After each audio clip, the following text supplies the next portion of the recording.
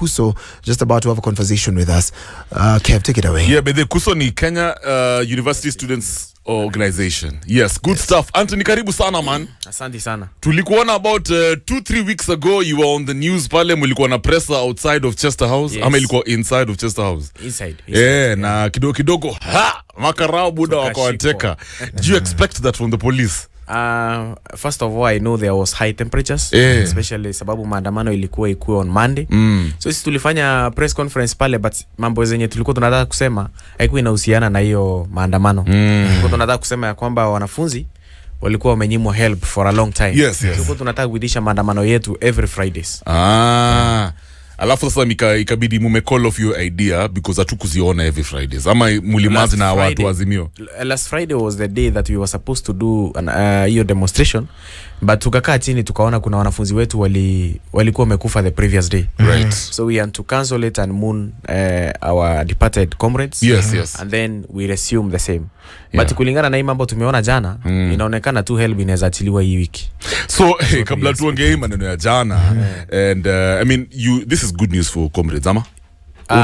How do you judge it? You know, comrades have been in opposition since 1963. So we're just expecting to see what will be the results. Quote unquote handshake. Kabla tuongee story ya dialogue, Antony, generally talk to us about students welfare. Tunajua yani my economy imegonga mastude evidently sana, and then the fact that help haijakuwa constant.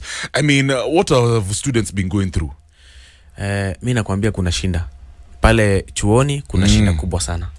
We are looking at students eating dead meat. Tunaangalia wanafunzi wanakaanga panya. Tunaangalia wanafunzi hunting birds. Wait. Yeah. Unajua unaongea hivyo kama tuna travel back in time. It sounds like Stony. Literally. I'm telling you, the government doesn't know ile mambo wanafunzi wanaita kuinama.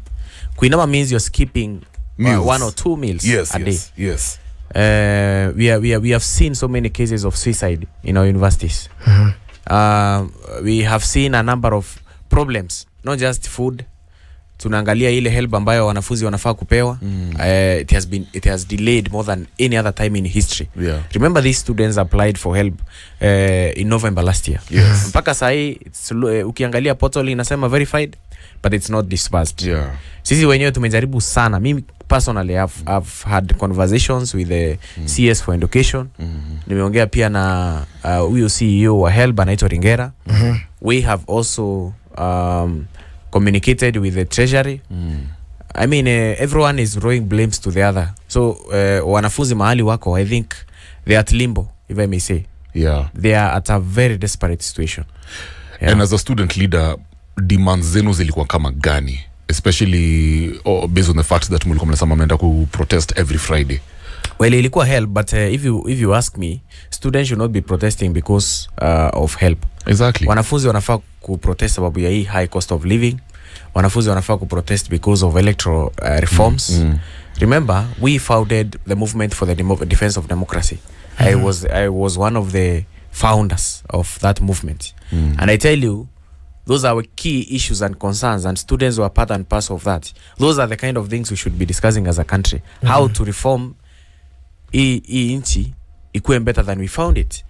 Remember, siku hizi si ile wakati ambao ulikuwa unafanya guerrilla welfare, fighting maybe for democracy, you know, those kind of things. Hii ni wakati ambao kila mtu amesoma. Uwezi ambia mtu sahi ati you promise them roads, you promise them sijui laptops nini. Sahi watu wamesoma wanajua kwamba kuna mauongo na kuna ukweli. So university students, I think as I have always said, are barometers of wisdom and cadeters of knowledge. Tumekuwa tukiwaongelesha na wanaangalia, wanaona yenyewe there is something wrong going on in this country. So this is not just a fight of mambo na help. This is a fight to reform our country, make it better. So wakati our president was in Kisii, wakati wa CS Mashugu alikuwa na homecoming yake. Ali make a statement about help. Alisema kuna difference ya kusema na kutenda. Yes, that's why I was asking. Hata tulikuwa hapa hivi na Kevin nikasema hii story itasemwa ndio, but it's going to take like 2 years before there's a response. How has the government responded so far? Remember, I think around 3 weeks ago, more than 2.7 billion Kenya shillings was released. Na hiyo it is as a result of us threatening that we will do a demonstration, and ikapia on gazeti. Mimi nikapigiwa simu, tukapatana na CS Mashogu, tukamwambia kwamba there is a crisis. The following week after doing that is when the money was released. That is 2.7 billion for continuing students. Sahi, a student cannot register for units, a student cannot do exams simply because poto yake inaonyesha amelipwa, inaonyesha iko verified, but hana hiyo pesa. Remember, this money goes, some of it goes to academics. Of course. Another one you can even use for pocket money, you know, to cater for your own needs. This is a time that we should be discussing on how to increase the amount, not to you know, advocate to kusema ya kwamba iachiliwe. We're supposed to say increase, because demands za Nairobi peke yake. We mwenyewe sahi unaenda unanunua mzinga na 1000 inaisha. Na uweze niambia ukipewa ile help kama mwanafunzi ati unaenda nayo masomo, hii ni pesa ambayo unatumia hata kusustain a relationship in campus. Hii ni pesa ambayo unajua nilikuwa na cheki boys fulani alikuwa anasema kitambo in the 80s hiyo pesa walikuwa napewa help, hata part of it alitumia kulipa dowry. Hey friend, I'm telling you. Hii ni pesa ambayo yani unatumia kwa vitu mingi tu. Remember, we also reminding the government. Kuna vitu mingi sana mneglect students. We have a very high rise of gonorrhea in Nairobi. Who do we blame? We blame the government. Why? Why are they not supplying condoms in our campuses? True. We need them supplied throughout. Yeah. A student should be able to use around 3 or 5 condoms a week, because most of those students are very active, sexually active. So instead of spreading HIV, AIDS, and gonorrhea, ongeza zile condom kwa wingi. I remember the last regime, hizo vitu zilikuwa all over in all the toilets. Sahi hakuna. And then niambie sahi, if a student will get 1,000 shillings, will you even prioritize buying a condom? Hapana, uwezi. You will not. Tutasema tu ende dry fry. No, but that's nikuulize now. Ukisema hiyo dry fry lakini hata 3 to 5 condoms a week. Ai, hiyo ni kwa mosho mmoja. Antony, acha nikuulize. As student leaders, as comrades, mbona muli decide ku align na Azimio as opposed to just demonstrating ama protesting as an independent entity, as an entity on your own? Apparently in the last regime, students were part and parcel of government programs. We were mature enough. Mimi mwenyewe nimekuwa chairman. I think this is my fifth term, and I'm just hoping is the last one. I've been chairman pale University of Nairobi, Sonu. I succeeded Babu. I'm telling you, as a matter of fact, it is a very difficult situation for students to make a decision whether to support the government or not, because most of the cases we are neglected. We are seriously neglected. Remember, these are students who are very bright. They have very many solutions to key problems nationally, not just economically, socially, and everything. But we are never called on the table. We are never called on the table. And you know, sometimes we say, if you're not on the menu, then you should even kick that table where they're serving whatever it is. So this is the first time, actually. Actually, last year, I was in the presidential campaign team of Raila. Not that I hated the UDA brigade. Yeah, but you just practicing your rights. Yes. I was also vying for Senate, Meru. But I had to shelve my ambitions to focus on the presidential seat, which we narrowly missed. And how we missed, how we did not miss, that's a conversation which is being discussed by the dialogue team that was effected yesterday. But kivyangu, personally, students have been in opposition since 1978, since 1960. But tunajua msana anaweza sema nyinyi sasa mnatumika. Nyinyi ni mavijana mnatumika by politicians to push their own selfish agendas. If at all kutakuwa na kitu kama handshake, are you sure that your demands will be met? You as a young leader, will you be on the table pia? Utaitwa huko hivyo whatever your dialogue itafanyika, wasema okay Antony, can you please tell us issues za my comrades? That's the first thing. You can answer that one. Number 2, tumesikia quality ya leadership ya students siku hizi si strong sana kama ile kina Babu Wino. Yes. Talk about that. Kitu ya kwanza ningetaka kusema whether students are part and parcel of the dialogue, or rather their interests are being catered for, hatuko very sure. That's being honest. Okay. I like your honesty. Na ujue ya kwamba this is the first time students, since 2017, this is the first time you are testing opposition. Students always love to be in opposition. Why? Because they just love to fight for the rights of Kenyans, or rather of countrymen. Remember, Mark Twain once said that statesmanship, or rather being a person who loves your country, it is always supporting your country when it's right. I mean, your government when it's right, not when it's wrong. So mi najua kwamba kwa hii mambo yote wanafunzi, they might be losers because we don't really have representatives to, you know, to negotiate for them. Structures za government hazina mahali ambayo wanafunzi wamekelewa, but we have sad views. Tuko na views na policies mzuri ambazo tunaweza ingiza kwa hiyo conversation it happen. But what we are just saying about this dialogue, we want to see whether what they are sitting down to kuchinja. Is you want to see, or you want to give them something to talk about? So those are two different things. It's, you know, why don't you push your agenda before they even start talking? Niseme kivyangu, nikiwa an Azimio youth leader, that is different from being a student leader. It's true.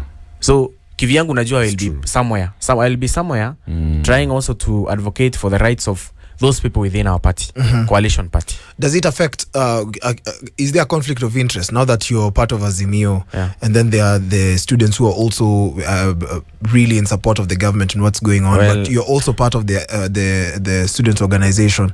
Don't you think that there's always like a conflict of interest, because it now looks like your personal interests come in the way of what's really happening? There is none, because in my leadership structures, or actually what we stand for as KUSO, this is a body that is non-partisan.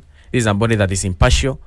Sisi tume incorporate kila mtu from every party, not just UDA, not just Azimio, even we have Wiper, even we have KANU, all those parties. Tukikaa chini tunafikiria, tunasema iko hivi na hivi na hivi. We put all our interest aside. Tunasema comradeship is what should be able to be at the forefront. 100%. Yes. What about the quality of leadership in 10 seconds, because I see Sally has another question. Hii mambo ya wanafunzi, I'm telling you as a matter of fact, there's something which we call Duale Bill. It is suppress the voices of students in a big way. Nowadays, university students cannot elect their representatives directly. They cannot exercise the power, people's power. They elect a small team, which actually is a devolved system. They elect a small team. That team inakaa chini mahali, and then they vote for the council. Okay. Unaweza kuwa na, I think, around 5 teams or 3 teams, of which actually, if you follow very closely, you realize even out of those 5 teams, wewe kama mwanafunzi unaweza kuja useme, ai, kwa hizi 5 mimi sioni kama kuna yenye nataka hapo. Unaona? Because the student that you thought would be a serious and strong student leader is not even qualified. These universities are put very serious. They have put very serious regulations surrounding how you qualify. You know, qualifications is a big problem, even to contest. So it's a big problem, and we have reviewed. Personally, I've done around 13 petitions, the National Assembly, kujaribu kuchange hiyo bill. And every time like we do that, unafeel kama hiyo bill enyewe ina challenge the power of the students, because unaona ilikuwa direct. It even prepares the mind of a student for national for nasema, I'm not talking about the new bill that was proposed. I'm talking about the initial way. The direct vote. Your vote is actually the impact of your vote is actually felt directly. Sasa ina feel ni kama ni kama students wamefungwa mikono, because your vote doesn't really count. You know me, I've tested both. I've tested both the previous one and the new one. I became the first UNSA president, University of Nairobi Students Association president. Before that, I was serving as the governor for College of Architecture and Engineering pale University of Nairobi. Way before, wakati niliingia tulianza campaign na Babu. Ile campaign yenyewe ya street. That is hiyo rule haiko imebadilika. That time it was you fighting, you ensuring that you win the hearts of those students. Very many things. In fact, your time hata ulikuwa na njia ya kusell your manifesto to students directly. You are going to those hostels, you are going to those classes, you are going to where they eat from. It was a serious process. I remember. Serious campaign. Tulikuwa tunatumia lorries, tulikuwa tunatumia buses, ulikuwa na caravan. Yani the campaign ilikuwa ina involve mwanafunzi vizuri. Unaona? Nowadays everything is becoming I think a joke. You think they wanted to clamp your powers, ama waliona hapa hii system ni disruptive sana? Juu tulikuwa tunajua hizo campaigns zilikuwa na activity mob, kulikuwa yani it was like a national event. That is why you see I've been in power actually for more than 5 years. Why? Because there is vacuum. Okay. Nani anakuja kunipinga? And the ones who are being produced there are very weak. Very weak. 100%. There is something about student leadership that Kev amegusia, and we'd see like we'd have very strong student leagues even in South Africa. Ukiona hizo student leagues ndio zimekuja zimeza watu kama kina Malema who registered in parties mapema, and now they are like the strongest wing in opposition. Don't you think that this bill was just introduced to get to control student activism? Kwa sababu unaona activism ya students ndio ilikuwa inafanya kama Babu Owino is a strong politician today because he was a strong student leader then, and the activism of it, ile tu kusema rights za students inafaa ziangaliwe. Hata wewe sasa umekuwa active in that, and the activism is slowed down when someone realizes that hata niongee nisiongee si watachagua wale watu 4-5 waende watuongee on our behalf. So what do you think should be done? Do you think that according to the petitions that you've given, you've said 13? Yeah, 13. Yes. Don't you think what can be done to make sure that we get to reverse this? This is a matter which can be addressed actually by the president himself. It is the president who can be able to save those universities. He is a person who has benefited from direct power of the people. Also we have addressed this matter. I know actually chenye kinafanyikanga pale National Assembly, some of this committee, especially if you look at the education committee of the National Assembly, these are people who do not want such kind of things to happen. So every time we do a petition, we will find kuna watu tu mahali wako na interest different. You know, hizi kupass bills zingine you must sponsor them. Students are one of your budget. The country, I don't know what, they don't like financing student activities. So we are just hoping that kwa hii serikali ambayo inakuja out of this dialogue, maybe they will be able to take care of that concern. All right, so now guys, as usual, as I usually say, unaweza stream live on www.viberadio.co.ke. Now this show is of course sponsored, and ningependa kukushow that ka unadai kutengeza kakiru, you want to make some money, it's very very very simple. Just grab your phone and dial *239#. Ukishafanya hivyo, pick chagua option 1, which is your lucky ticket. Weka beti yako kuanzia 20 bob. You can also play 50 bob ama 100 bob. Ina depend tu na vile mfuko yako iko. Alafu weka pini yako ya M-Pesa ili kuidhinisha malipo. Yani so that you can authorize the charges. Kumbuka pini yako ni siri yako. Uzuri ya hii game ni pia unaweza cheza na vile nimekushow. Yani do yote. So that you can increase your chances of even winning more and more. Ndo pati mamita instantly. Yes. Instantly into your phone. Instant meter will ensure that you get your money deposited into your M-Pesa.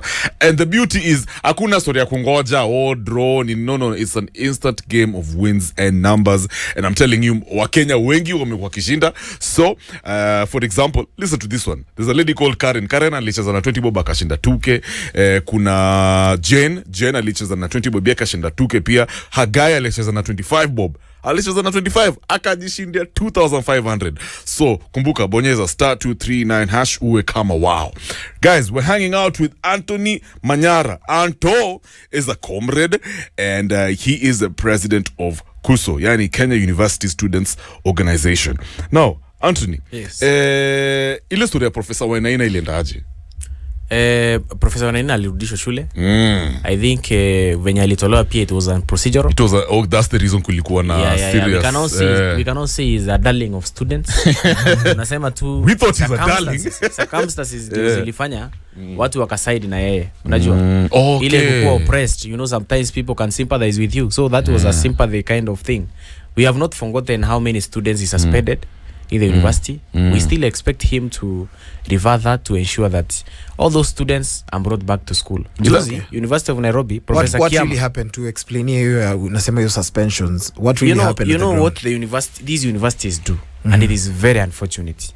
When a student is an activist, when a student's star is very bright politically, what they do, first of all, they look at your academics. If your academics are not doing well, and you know, for instance, you cannot be good in many things. Of course, you can be a very good footballer, but you're not good in academics. You can be a very good student leader, but you're not good in academics. So, aumetumia constitution ya kusema ya kwamba unafaa kupata kiwango fulani ya marks ndio uweze kuqualify kusimama kiti. So, there are some students in the university who are very talented, wanaweza kufaitia wengine. So, if they go to the streets and organize themselves and so forth, what the university will do to you immediately they will suspend you or expel you.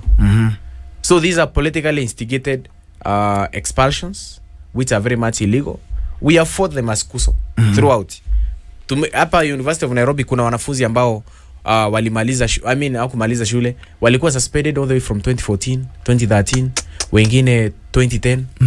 Imagine, it is Professor Kiama just the other day, who is the current vice chancellor. He's the one who reinstated him, who reinstated them after tumesema wanafunzi warudishwe. And actually we thank him to an extent, because hao wanafunzi sasa hivi wenye wamerudi wataweza kumaliza masomo yao. But we are saying all these vice chancellors, wacha waache kuona kama wanafunzi kama threats to their leadership. Wanatoa wanafunzi that they can have a very good stay in the university, ndio wasimulikwe sana ama kusikwe na controversies. That's unnecessary fear. Yeah. All right, let's switch some gears. Jana, big news, manze. Dialogue between the president and his brother, like he said, Raila Amolo Odinga, manze. Who do you think blinked first? Pressure ilikuwa kwa nani kwanza? Wacha tuseme this country is very mature actually, democratically. Very mature if you compare us to other African countries. These are people who have sat down and looked at themselves and soul searched. Specifically the president was away wakati tulikuwa tunafanya hiyo maandamano. And when he came back akuongea until yesterday. I should think, and what I believe is that people behind the scenes have been negotiating. They have been sitting down, they have been telling the president, please, you need to consider this. And then telling Raila also, please tone down, let us consider, doing this and that. Mimi venye kama Manyara, as Antony Manyara, what I was expecting is that hizi demonstrations zilikuwa zinafaa kuendelea. Hata right now actually, if what we are sitting down to have dialogue for is how to dissect a lizard, then we should go back to the streets.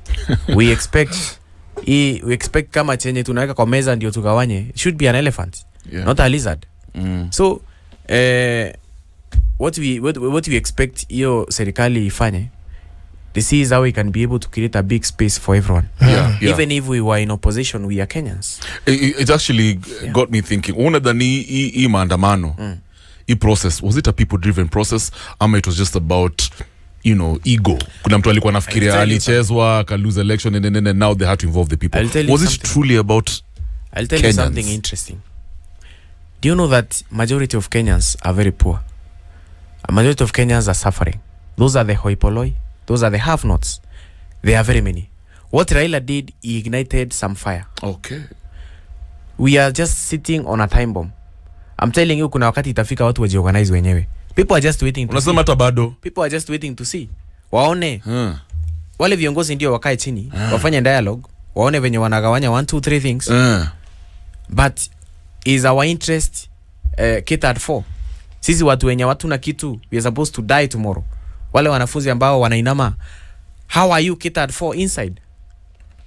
Watu wanasemanga kwamba maandamano haiwezi fanyika hii Kenya if not Baba as organized. I have a lot of respect for Baba. Yes, indeed, akituita hata saa hii tutapia kwa streets. But let me tell you something. You cannot cure diarrhea by stitching the anus. Telling you.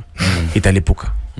Italipuka. Tunataka kuangalia ni namna gani hii serikali ikikaa chini na opposition, how they are going to ensure the life of a normal Kenyan becomes better, the quality becomes better. Namna gani unaweza afford ile unga? We are going back to that conversation by the way. We are going back to that conversation. Kwa hivyo unasema Wakenya wanangoja kuona resolution ya hii dialogue. Wanataka kuona hiyo resolution. If at all the people will not fit in there, tuone masuala ya watu imekuwa sorted. Mimi saa hii na expect tu Baba apigie Ruto, because hiyo ameanza kupigia na simu. Ampigia mwambie sasa achilie hiyo help. That is number one condition. Before tuendelee, achilie hiyo help. Wanafunzi ile 5.7 billion tunangoja waachilie. At least waweze kupumua. Umewapatia timeline? We have told them until Friday. We are still conversing with the Minister of Education. We expect them to behave this week, by the way. Yeah. Okay. For the release of the money or for dialogue? Sisi kwanza waachilie help ndio tuanze kufuatilia mambo ya dialogue. Hata kabla dialogue waachilie help. Okay. So that's a tall order, by the way. But mimi nataka kujua what's the participation of students in live politics, and of course the question that we would like to know is who blinked fast.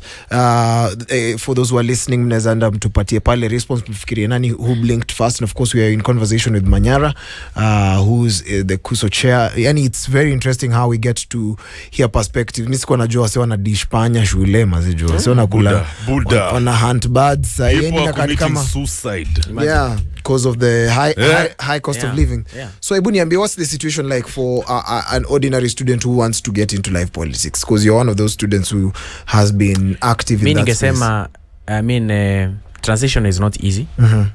Hata wale wanafunzi wengi sana ambao wamekuwa student leaders in the country, if you're an elected student out there, it is not a direct, or rather it is not a guarantee that utakuwa kiongozi. You'll transition maybe to be an MCA or maybe to be an MP.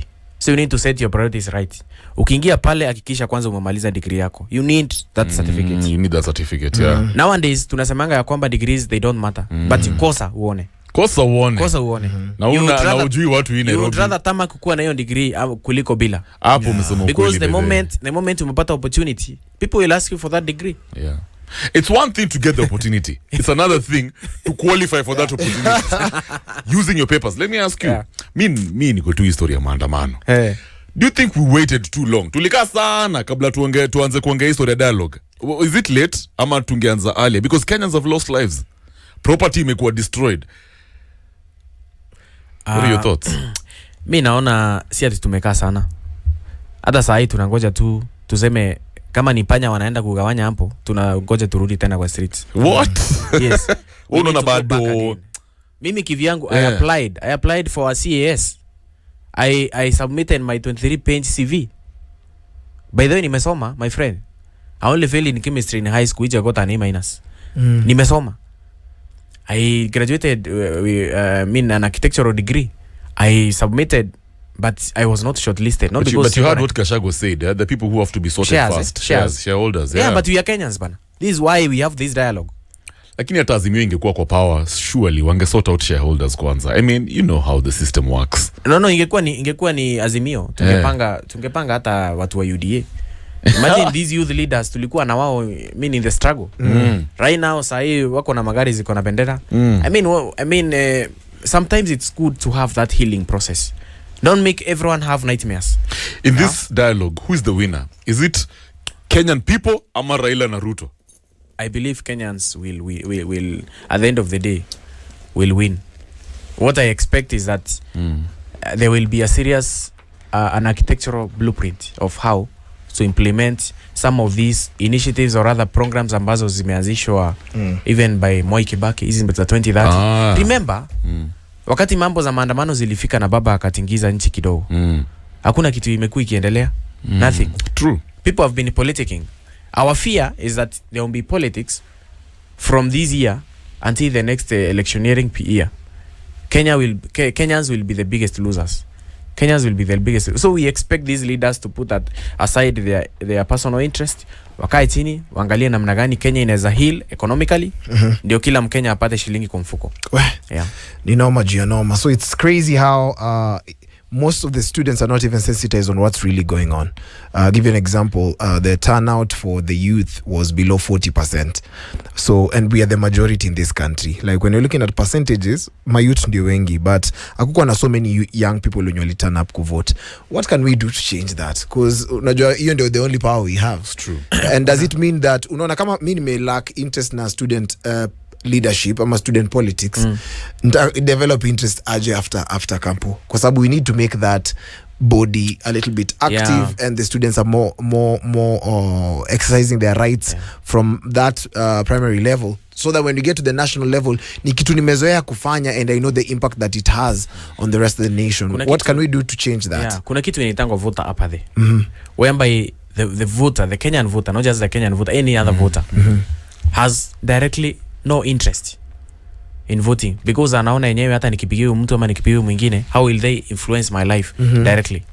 No way. Kuna mtu anasemanga ngoma yule mtu sitawi mfikia, hata wewe nisaidie in any way, if they put up policies they really don't affect me. So ningetaka tu kusema I think with the time Kenyans should be more interested to know what is happening. Juzi tumekuwa na elections za University of Nairobi. We had the first international student who became president, who, by the way, I wish to congratulate. From which country? From South Sudan. Nice. From South Sudan. She's called Malith. Even as we congratulate her, we have to ask her a few questions. The University of Nairobi. Elections beleni zilikuwa zinafanyika, and then we hear even the people contesting.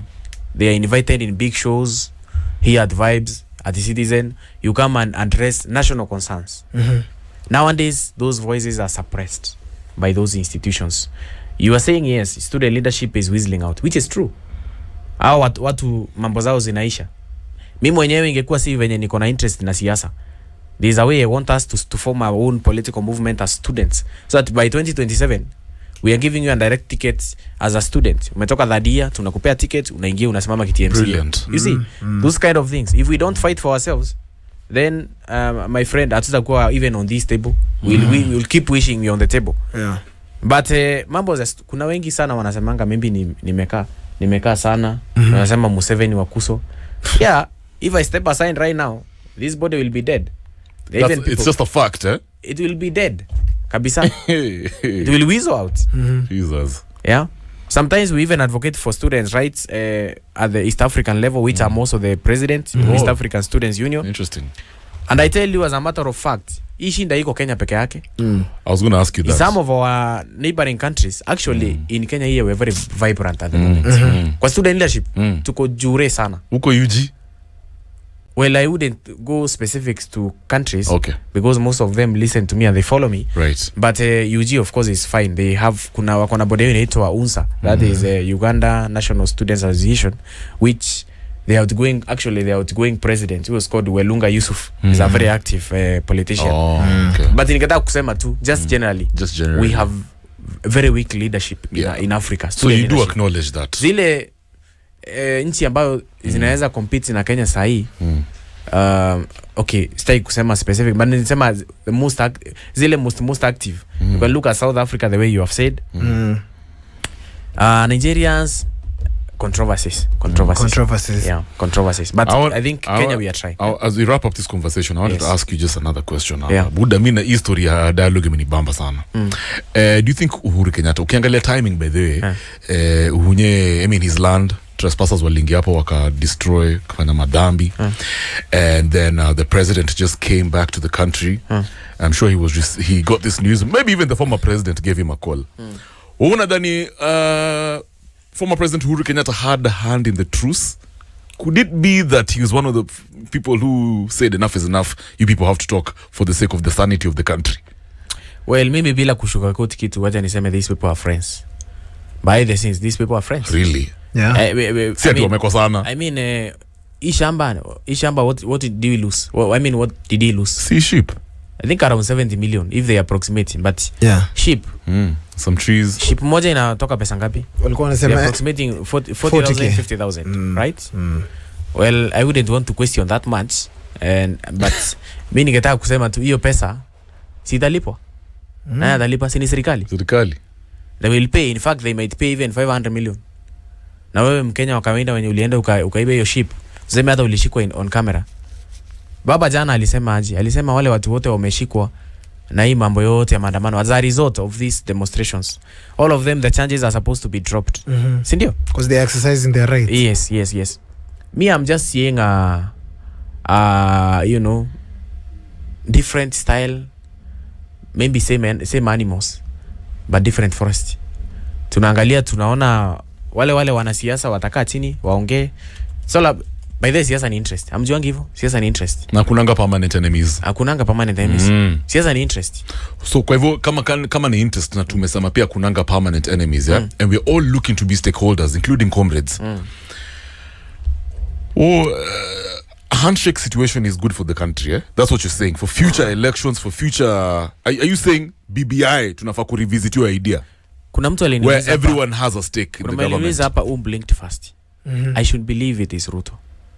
Why? He should have blinked fast. You know why? Right now, the opposition is being supported by very many sectors. International, local, So I should think Raila is not desperate for this kind of yeah. But there was Ruto an article Ruto has all to lose. He has all to lose. Remember, he has appointed 50 CASs.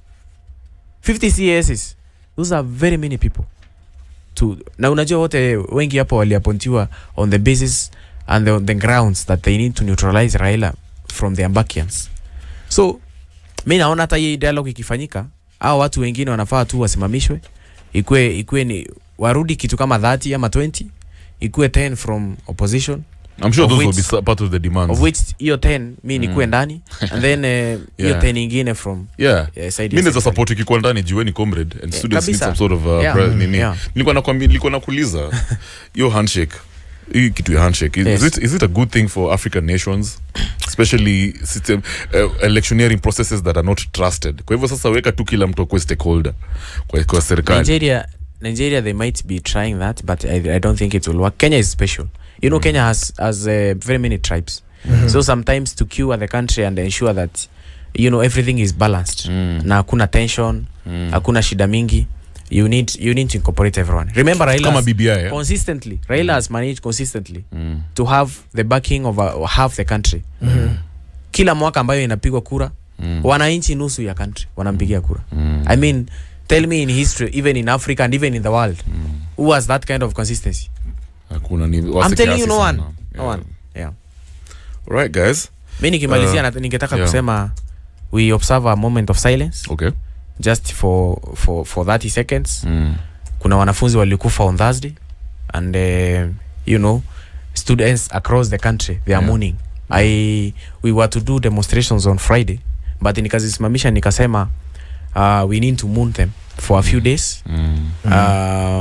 Because actually it's the right thing to do. Absolutely. Yeah. You're talking about the students who died in an accident? Yes. And of course also the students. Pwani University, and of course the students who have lost their lives in the Maandamano. So let's observe that 30 seconds of silence. Okay.